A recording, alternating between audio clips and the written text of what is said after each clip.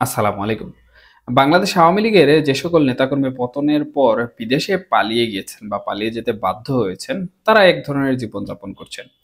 আর দেশের অভ্যন্তরে যারা রয়েছেন, তারা অন্য ধরনের জীবনযাপন করছেন। তবে দেশের অভ্যন্তরে আরেক শ্রেণীর আওয়ামী লীগ নেতাকর্মী রয়েছেন, যারা প্রকৃতপক্ষে বিগত দিন অন্যান্য দলের রাজনীতি যারা করেন তাদের সাথে এক ধরনের সম্পর্ক মেইনটেইন করে চলেছেন। যার কারণে বর্তমান এই প্রেক্ষাপট পরিবর্তনের ফলে তাদের উপর নির্যাতন নিপীড়ন খুব একটা হচ্ছে না বা তারা মোটামুটি বাড়িতে থাকতে পারছে না। আর যারা একদম কট্টরপন্থী আওয়ামী লীগের রাজনীতি করেছেন এবং মুজিব আদর্শের ধারক ও বাহক ছিলেন বিশেষত, এবং আওয়ামী লীগের যে কর্মকাণ্ড বা কর্মসূচিগুলো ছিল বিগত রাজনৈতিক অঙ্গনে, সেগুলো তারা খুব ঢালাওভাবে পালন করেছেন। এবং অনেকেই বিভিন্নভাবে বিভিন্ন ধরনের কাজকর্ম করেছেন। উপজেলা, ওয়ার্ড ভিত্তিক, ইউনিয়ন ভিত্তিক বিভিন্ন ধরনের অপকর্মও করেছেন। সব মিলিয়ে, অর্থাৎ ভালো মন্দ সব মিলিয়ে এই যে একনিষ্ঠ যে সকল নেতাকর্মীগুলো রয়েছেন, তারা সবথেকে দুরবস্থায় বর্তমানে বাংলাদেশের যে পরিস্থিতি, সেই পরিস্থিতিতে বসবাস করছেন। এমনকি অনেকে বেশ কিছু মামলা মাথার উপর নিয়ে কিন্তু ফেরারি হয়ে ঘুরে বেড়াচ্ছেন। আবার অনেকে বিভিন্ন ধরনের মব জাস্টিস বা রাজনৈতিক যে প্রতিহিংসা রয়েছে বাংলাদেশে চলমান, সেই রাজনৈতিক প্রতিহিংসার শিকারও হয়েছেন। কেউ বা মব কিলিং এর শিকারও হয়েছেন। যাই হোক, এর পাশাপাশি আরো যে বিষয়গুলো রয়েছে সেটি হচ্ছে, কেউ কিন্তু তাদের বসত বাড়িতে এই যে দীর্ঘ এত মাস অতিবাহিত হয়ে গেল, অনেক নেতাকর্মী এরকম রয়েছেন যে তারা তাদের যে বাড়ি রয়েছে, বাড়িঘর রয়েছে, সেই বাড়িঘরেও কিন্তু ফিরতে পারছেন না। বিভিন্ন কারণে এর আনুষঙ্গিক বিভিন্ন বিষয়বস্তু রয়েছে, মামলা মোকদ্দমা থেকে শুরু করে রাজনৈতিক প্রতিহিংসা সহ মব কিলিং, মব জাস্টিস ইত্যাদি ইত্যাদি বিষয়। এই যে বিষয়টি, এই বিষয়টি প্রকৃতপক্ষে আসলে আওয়ামী লীগের শীর্ষস্থানীয় পর্যায়ের নেতাকর্মীরা কিভাবে দেখছেন এবং তারা এই বিষয়ে আসলে কি পদক্ষেপ নিবেন, এটি নিয়ে কিন্তু আওয়ামী লীগের এই সকল তৃণমূল নেতাকর্মীরা চিন্তিত। একইভাবে তারা বিভিন্ন বিষয় নিয়ে হতাশ। যেহেতু আমি বলেছি তাদের অবস্থান, তারা কি করছেন না করছেন। আর এই অবস্থান থেকে প্রত্যেকটি মানুষই কিন্তু, বা এরকম সিচুয়েশনে যদি কোনো একটি মানুষ দীর্ঘ মাস ধরে অতিবাহিত করতে থাকে, তাহলে তার মধ্যে কিন্তু এক ধরনের হতাশা কাজ করতে শুরু করে। এবং সেই হতাশা থেকে সে যে বিষয়গুলো আসলে শুনতে পায় বা জানতে পায় বিভিন্ন মাধ্যমে, সেগুলো সে কোনো প্রকার যাচাই বাছাই ছাড়াই কিন্তু বিশ্বাস করে ফেলে। এবং এই যে বিশ্বাস করার ঘটনাটি, সেই বিশ্বাস করার ঘটনাটি যদি প্রকৃতপক্ষে না ঘটে, তাহলে কিন্তু সে আরো বেশি ট্রমায় চলে যায়, আরো বেশি হতাশ হয়ে পড়ে। যেমন ধরুন, বাংলাদেশ আওয়ামী লীগের পতন হওয়ার পর থেকে আমরা একটি বিষয় শুনে আসছিলাম যে শেখ হাসিনা ফিরে আসছেন, শেখ হাসিনা ফিরে আসছেন, শেখ হাসিনা প্রধানমন্ত্রী হয়ে ফিরে আসছেন। তবে প্রধানমন্ত্রী হয়ে কিভাবে ফিরছেন, এই বিষয়গুলো প্রকৃতপক্ষে আসলে সেই শ্রেণীর নেতাকর্মীরা যারা হতাশাগ্রস্ত রয়েছেন, দুরবস্থায় বসবাস করছেন, বাড়ি থেকে সরে গিয়ে দূরে বসবাস করছেন, আর্থিকভাবে ক্ষতির সম্মুখীন হয়ে আছেন, তারা কিভাবে ফিরবেন এই বিষয়টি কিন্তু কোনোভাবে যাচাই করছেন না, কিংবা যে এই বিষয়টি বলছে তাকেও কিন্তু এটি জিজ্ঞেস করছেন না। বরঞ্চ তারা এটি শুনেই কিন্তু আনন্দে গড়াগড়ি করে খাচ্ছেন বা লাফাচ্ছেন যে শেখ হাসিনা দেশে ফিরবেন এবং প্রধানমন্ত্রী হয়ে দেশে ফিরবেন। কিন্তু যখন তারা দেখতে পায় যে বাস্তবতা কিন্তু সম্পূর্ণ উল্টো, আসলে এই ধরনের কোনো কিছু হচ্ছে না বা এই ধরনের কোনো কিছু হওয়ার প্রক্রিয়াও তারা লক্ষ্য করছে না। যদি একটি প্রক্রিয়াও লক্ষ্য করতো তারা, তাহলে এই বিষয়টি হয়তোবা তাদের জন্য ভালো ফলাফল নিয়ে আসতো, তারা হতাশা থেকে কিছুটা উঠে চলে আসতো। কিন্তু এই বিষয়টি না ঘটার কারণে কিন্তু তাদের যে হতাশার মাত্রা রয়েছে, সেই হতাশার মাত্রাটা আরো বেড়ে যাচ্ছে। এখন এই সকল বিষয়বস্তু থেকে বাংলাদেশে বর্তমান যে পরিস্থিতি, সেই পরিস্থিতিতে কিন্তু আরো ঝলঘোলাটে হচ্ছে বিভিন্নভাবে। এখন তারা যদি এই বিষয়গুলো যাচাই বাছাই না করেন, তাহলে আমি মনে করব যে প্রকৃতপক্ষে তারা অদূর ভবিষ্যতে আওয়ামী লীগের যে রাজনীতি রয়েছে, সেই রাজনীতিটা এতটা অস্তিত্বহীন ভাবে বাংলাদেশের মধ্যে হয়ে যাবে, যার কোনো কল্পনাও আওয়ামী লীগের নেতাকর্মীরা করতে পারেন না। যাই হোক, এই বিষয়টিতে আমি যাচ্ছি না। এই বিষয়টি বলার পেছনে কিছু কারণ রয়েছে। সেই কারণটি হচ্ছে, রাজনীতির এই অঙ্গনে কথা বলার সুবাদে বিভিন্ন রাজনৈতিক শ্রেণীর নেতাকর্মীরা বিভিন্ন সময় কথাবার্তা বলেন বা যোগাযোগ করেন। এখন আওয়ামী লীগের যে নেতাকর্মীরা রয়েছেন তৃণমূল পর্যায়ের, তাদের মধ্যে থেকে বেশ কিছু প্রশ্ন উঠে এসেছে এবং তারা প্রশ্ন যখন করেছেন, প্রশ্ন করার সময় কিন্তু তারা তাদের এই সকল দুঃখ কষ্টের কথা উপস্থাপন করেছেন।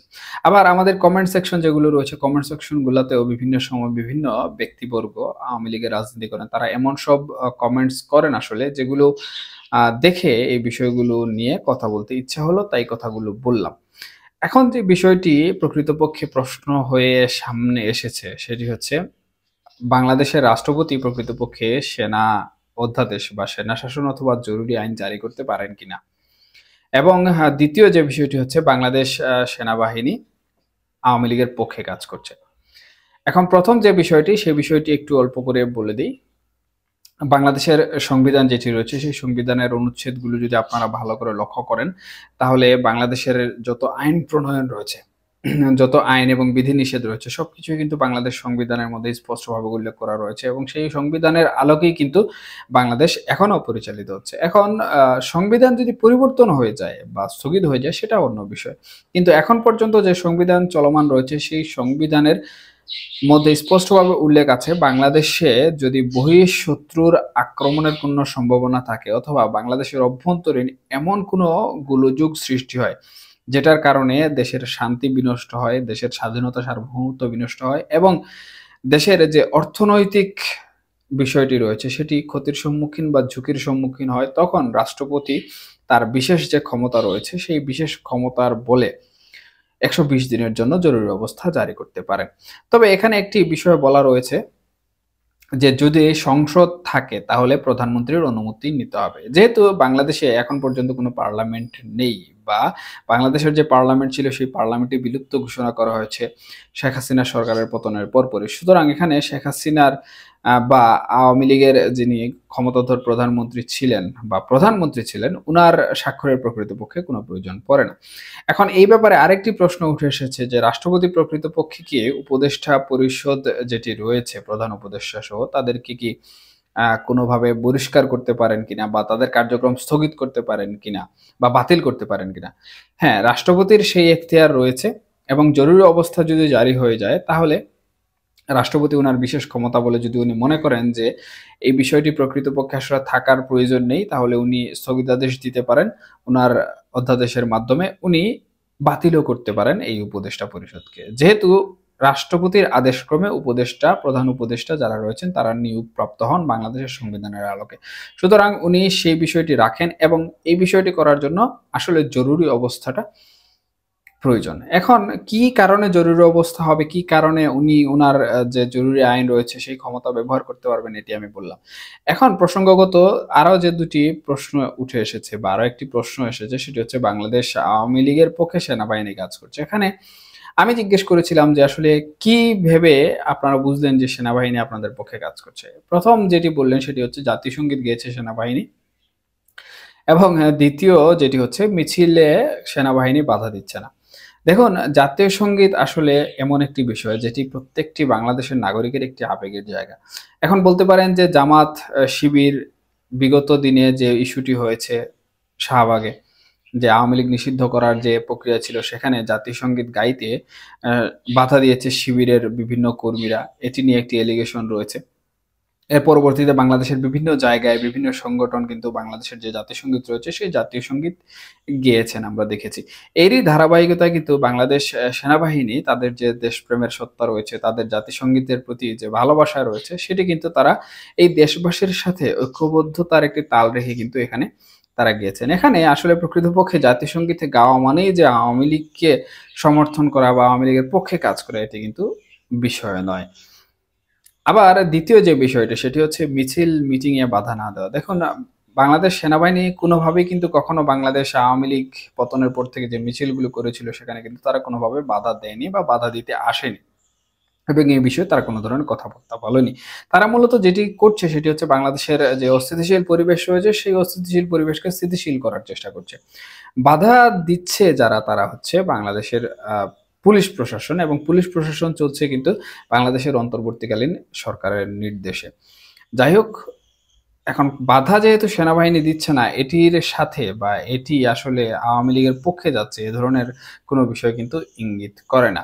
এমনও তো হতে পারে যে সেনাবাহিনী এটি ছোটখাটো বিষয় মনে করছে যার কারণে এটিকে বাধা দিচ্ছে না। আপনি বড় কোনো কিছু করুন, দেখবেন হয়তোবা সেনাবাহিনী এখানে বাধা দিচ্ছে, কারণ যেহেতু সরকারিভাবে বাংলাদেশ আওয়ামী লীগ বর্তমানে তাদের কার্যক্রম থেকে নিষিদ্ধ হয়েছে।